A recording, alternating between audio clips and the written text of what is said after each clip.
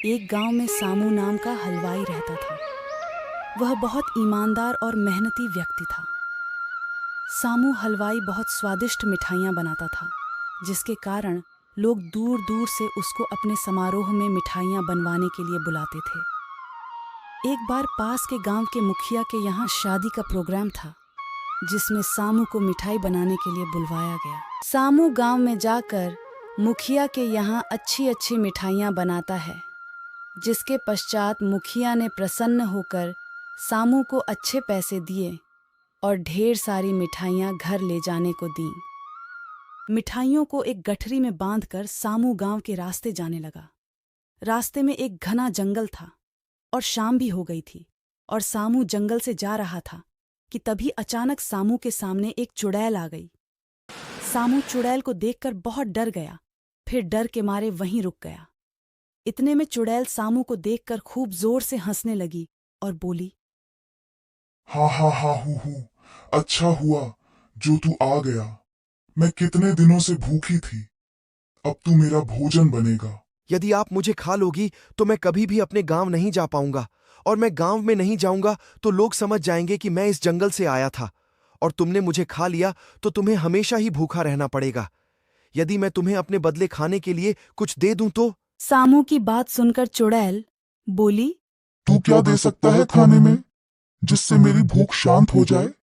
तो फिर सामू ने गठरी में बंधी हुई ढेर सारी स्वादिष्ट मिठाइयाँ चुड़ैल को दे दीं। चुड़ैल बहुत भूखी थी, तो उसने उसी समय मिठाइयाँ खाना शुरू कर दीं। मिठाइयाँ खाकर चुड़ैल बोली, यह मिठाइयाँ बहुत स्वादिष्ट है और मुझे बहुत अच्छी लगी, इसलिए मैं तुम्हें जिंदा जाने दे रही हूँ।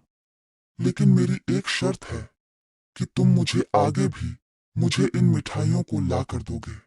मैं बहुत गरीब हूं और मिठाइयां बनाने के लिए बहुत सारे पैसे चाहिए, और मैं इतने सारे पैसे कहां से लाऊंगा और आपके लिए मिठाइयां कैसे बनाऊंगा?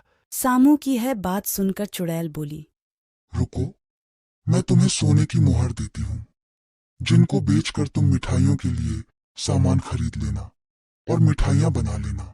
इसके बाद चुड़ैल अपनी गुफा में जाकर ढेर सारी सोने की मोहर लेकर आती है और सामू को दे देती है। सामू सोने की मोहर देखकर आश्चर्यचकित रह जाता है और वह चुड़ैल से मिठाई लाने का वादा करके अपने घर चला जाता है।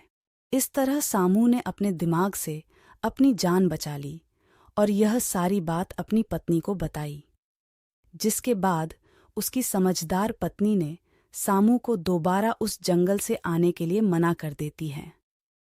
इस तरह सामू की जान भी बच गई और सामू ने सोने के सिक्कों को बेचकर अपना जीवन अच्छी तरह से जीने लगा।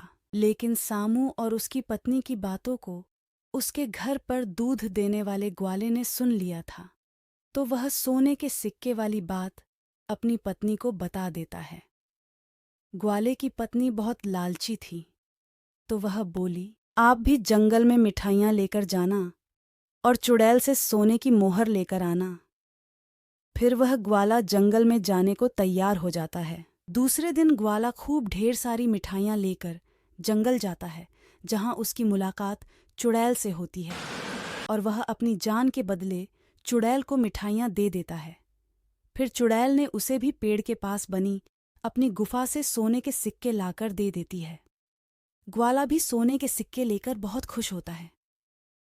जिसके पश्चात ग्वाला सोने के सिक्के लेकर घर आता है, तो वह अपनी पत्नी को बताता है कि चुड़ैल ने एक पेड़ की गुफा से उसे सोने के सिक्के लाकर दिए थे। जिसके बाद ग्वाले की लालची पत्नी ने कहा कि वह पेड़ को काटकर एक ही बार में सारे सोने के सिक्के निकाल ले।